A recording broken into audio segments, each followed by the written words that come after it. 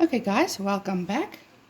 I hope that you have now completed exercise 2, number 2, 3, 4 and 6, since I have done number 1 and number 5 on the previous video.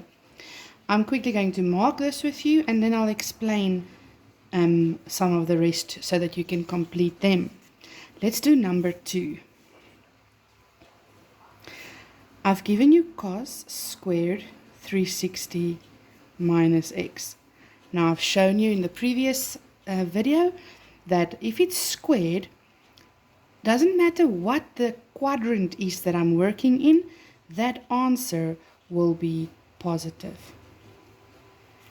Number 4.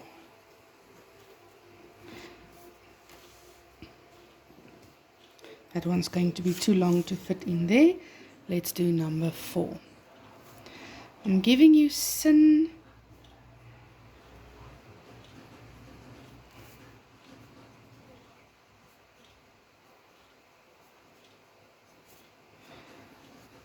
such a very long one to write out. Okay, now it looks overwhelming and it looks long, but don't worry too much. You are just going to have a look at it step by step. Do each little one separately.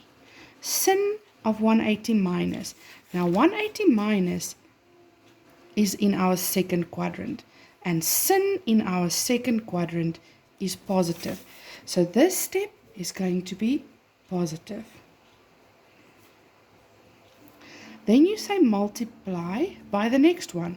Tan in our fourth quadrant. Tan in the fourth quadrant is negative.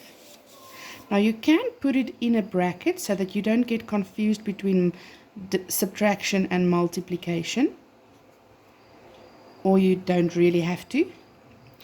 And then we've got cos in the third quadrant, because 180 plus refers to the third quadrant. 180 plus third quadrant, cos in our third quadrant is negative. I am going to place this one inside of a bracket as well. Sorry, and that one is cos. Now I can just simplify. Plus times a minus is a minus, and minus times a minus is a plus. Now this one is actually not completed yet, but there's a step that I'll first have to teach you before we can come back to that one. So for now, where we are at this stage, we'll just leave it there. Okay, let us do number 6.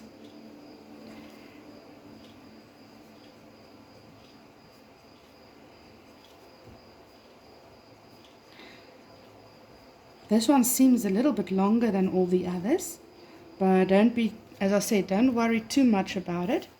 You will just handle them step by step. Like, how do you eat an elephant? Just one little bite at a time. Don't get overwhelmed, don't get confused, just take it bit by bit. Okay.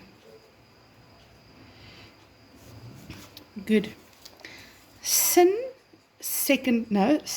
third quadrant. In the third quadrant, sin is negative. Don't be worried if you constantly have to refer back to your cast diagram. 180 plus third quadrant, sin is negative. And again, if you want to, just put it in a bracket. Cos in our third quadrant is negative. I'm going to save us a little bit of elbow grease, going back and forth. But you can look at your little cast diagram if you need to. This one's already in a positive answer already, so I'm just going to leave it like that. Then I'm doing the bottom one. Cos in our second quadrant is negative. Cos in our second quadrant, why does it feel like I wrote this one twice? It is right.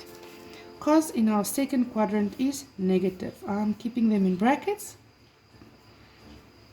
And tan in the third quadrant is positive. Good. Don't forget that division line. Now I'm back to basically grade 10 where we've got a fraction and you can cancel if it's all multiplication.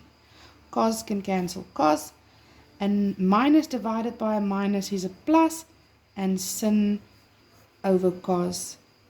Later on again I'll teach you that becomes tan, but for now you can just stop there. Okay, so give yourself a rating. How did this go? Out of these questions, you should have done actually not too bad. It feels like I've skipped one. Yes, I have skipped number 3. Let's quickly do number 3. Sorry for confusing. Let's do number 3. Tan 180 minus x over of 360 plus x. Tan in the second quadrant, it's negative. Tan in the first quadrant.